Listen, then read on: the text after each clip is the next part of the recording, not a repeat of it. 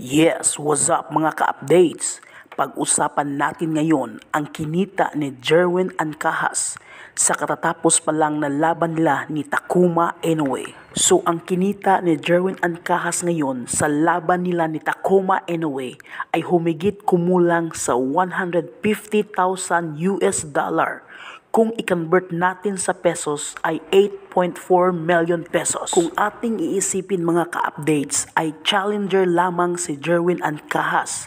So malaki ang kinita ni Jerwin Ancahas ngayon kaysa dating champion siya noon sa IBF Super Flyweight Division.